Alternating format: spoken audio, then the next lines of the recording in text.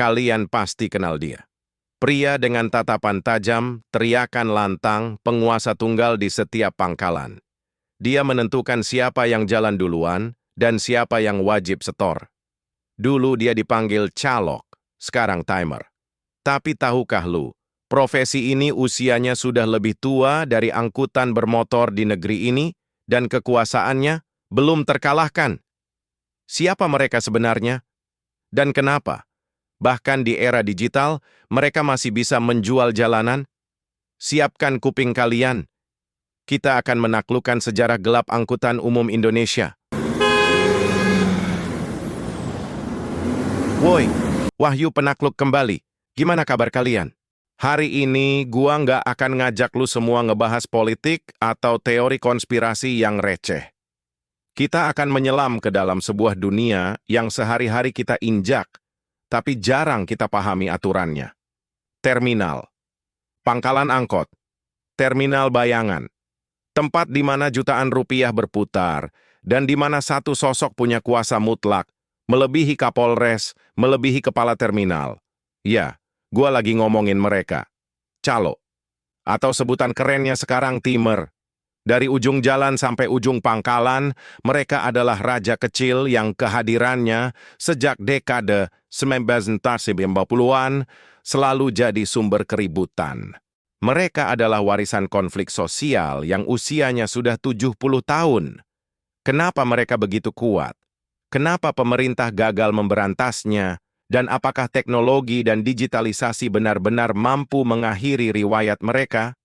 Siapkan kopi terkuat lu. Karena hari ini, kita akan menaklukkan misteri kekuasaan Kalo dan Timer di Indonesia. Mari kita mundur jauh ke belakang, ke era setelah kemerdekaan. Tepatnya di Jakarta, dekade 1950-an, saat itu kota mulai ramai. Kendaraan bermotor mulai marak, ada oplet, taksi, dan bus. Dan seperti hukum alam, di mana ada keramaian, di situ muncul kesempatan. Barengan sama maraknya kendaraan ini, muncul juga tokoh-tokoh yang disebut calok. Ya, pakai K di belakangnya. Media pertama yang mencatat keberadaan mereka itu adalah Sunday Courier di tahun 1993. Bayangkan, usianya sudah setua itu. Mereka beroperasi di pangkalan-pangkalan vital. Sebut saja Harmoni, Kebon Jeruk, Sawah Besar, sampai Jatinegara. Apa motif mereka? Jelas, tekanan ekonomi. Rata-rata mereka ini adalah pengangguran yang cuma nyari jalan buat tetap bisa makan. Lalu apa pekerjaan mereka sebenarnya? Calo, dari bahasa Betawi artinya memanggil. Tugas utama mereka adalah teriak sekencang-kencangnya buat narik penumpang ke dalam oplet. Kenapa harus teriak? Karena zaman itu, oplet belum punya papan petunjuk trayek yang jelas. Penumpang nggak tahu mana yang ke Harmoni, mana yang ke Priok. Jadi, mereka muncul dan ngaku sebagai penolong. Penolong buat sopir biar opletnya cepat penuh, dan penolong buat penumpang biar nggak salah naik angkutan. Mereka menjual informasi dan mereka menjual kecepatan. Tapi, jasa itu harus dibayar mahal. Karena jasa itu, mereka minta bayaran atau yang kita kenal sebagai jatah dari sopir. Awalnya sopir coba narik ongkos lebih ke penumpang buat nutupin setoran, tapi seringkali penumpang nolak. Pada akhirnya, sopir harus rela penghasilannya kepotong. Coba lu bayangin, dulu aja, penghasilan calo bisa sampai 50.000 per hari. Itu gila. Itu setara dengan sepertiga dari penghasilan sopir. Sejak hari pertama profesi ini muncul, konflik uang dan kekuasaan sudah tertanam. Seiring waktu, peran calok berevolusi dari sekadar pemanggil menjadi penguasa tunggal pangkalan. Yang bikin profesi ini makin kontroversial adalah kekuasaan absolut mereka. Calo punya hak mutlak buat nentuin kapan bus, oplet, atau taksi harus jalan. Kalau oplet sudah penuh, calo yang nunjuk, "Lu jalan duluan." Sopir nggak boleh ngelawan. Ini bukan lagi soal membantu, ini soal mengatur dan mendominasi. Di pangkalan mereka mengatur ritme, mereka mengatur rotasi, dan mereka memastikan setiap armada yang jalan sudah setor jatah kepada kelompok mereka. Ini adalah cikal bakal mafia pangkalan. Lalu, apa yang terjadi kalau sopir berani nantang kekuasaan mereka? Habislah riwayat lu. Calo punya banyak temen. Mereka bisa boikot angkutan lu. Mereka cegah lu ambil penumpang di wilayah mereka. Dan yang paling parah, mereka nggak segan pakai kekerasan fisik. Ini sudah jadi rahasia umum. Ini yang bikin para sopir dan penumpang ngerasa resah banget. Mereka ngerasa lalu lintas bakal lebih aman dan uang nggak bakal kebuang sia-sia ke saku para penguasa tak resmi ini. Pihak berwenang coba memberantas. Cara pertama, mereka pasang papan petunjuk trayek di angkutan umum biar calo nggak bisa lagi pakai alasan penolong penumpang. Tapi calo-calo ini licik. Mereka tetap muncul, bahkan lebih berani. Akhirnya, pemerintah coba nangkepin mereka di pangkalan resmi. Apa yang terjadi? Calo-calo ini geser, pindah wilayah operasi ke terminal bayangan atau pinggiran kota. Mereka bahkan berani nyetop truk, bukan cuma angkot atau bus, dan maksa gantiin connect. Inilah yang gua bilang, daya tahan mereka itu gila. Sampai akhirnya, di tahun 1990-an, istilah calo mulai diganti jadi timer. Perubahan istilah ini bukan cuma ganti nama. Ini juga ganti cara kerja yang terlihat lebih rapi di mata publik. Mereka nggak cuma teriak-teriak manggil penumpang, tapi mulai rapih nyatat waktu keberangkatan tiap angkutan. Kenapa dicatat? Agar angkutan nggak numpuk di satu pangkalan. Agar rute tetap jalan dan setoran tetap mengalir secara teratur. Secara teknis mereka menjadi regulator informal. Tapi intinya sama, saudara-saudara. Mereka tetap mengatur jalanan dan tetap minta bayaran. Meskipun sebutannya berubah dari calok jadi calo lalu jadi timer, masalah utamanya tetap sama.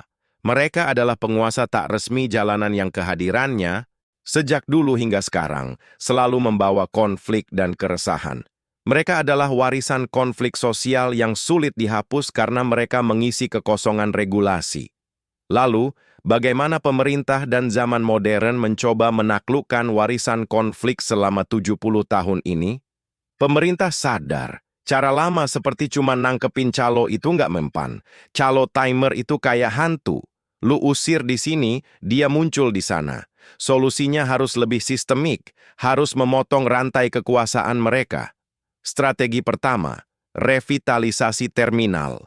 Kementerian Perhubungan mulai gencar merevitalisasi terminal tipe A.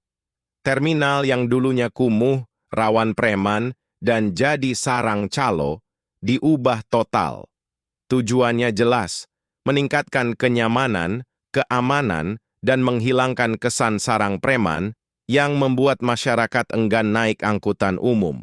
Dengan terminal yang modern dan dikelola ketat oleh petugas resmi, ruang gerak calo timer jadi sempit.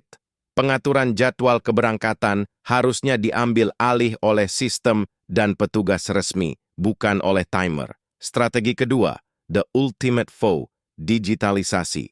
Ini adalah serangan paling telak terhadap kekuasaan calo timer. Masuknya transportasi berbasis aplikasi, mulai dari ojek online hingga taksi online. Apa kelebihan mereka? Mereka menawarkan 1. Kepastian tarif. 2. Kepastian keamanan kenyamanan. 3. Keteraturan. Penumpang sekarang tidak butuh lagi penolong yang teriak-teriak. Mereka tidak butuh lagi pengatur waktu yang mengancam sopir. Mereka bisa memesan di mana saja, dengan harga yang pasti di luar jangkauan terminal. Bahkan ada fakta menarik, meskipun di beberapa tempat angkutan online dilarang masuk ke stasiun atau terminal, konsumen rela berjalan kaki beberapa meter. Kenapa? Karena penyedia jasa dan pemakai jasa sama-sama happy dengan layanan tersebut. Kekuatan pelayanan dan kepastian mengalahkan kekuasaan calo. Namun, perlu kita garis bawahi, calo dan timer belum benar-benar mati. Mereka bertransformasi menjadi premanisme ekonomi di pangkalan-pangkalan bayangan atau titik-titik krusial yang luput dari pengawasan pemerintah dan sentuhan digital. Inilah yang harus terus kita perangi. Jadi, setelah kita telusuri, kita sadar satu hal. Calo dan timer ini bukan sekadar profesi. Mereka adalah simbol dari ketidakberdayaan sistem kita. Mereka lahir dari masalah ekonomi dan berkuasa karena lemahnya penegakan hukum serta kurangnya fasilitas yang terstruktur. Kita sudah lihat dari calok yang teriak-teriak di tahun 50-an, hingga timer yang rapi mencatat di era 90-an, sampai hari ini, di bawah gempuran teknologi, mereka masih ada. Karena selama ada ketidakpastian di jalanan, selama ada sopir yang takut, dan selama ada lahan basah untuk setoran, raja kecil di pangkalan ini akan tetap berkuasa. Sekarang, gua mau dengar pendapat lu semua. Apa cara paling efektif untuk benar-benar mengakhiri kekuasaan Carlo Timer? Tulis pendapat dan pengalaman pahit lu di kolom komentar. Jangan lupa like, komen, dan subscribe.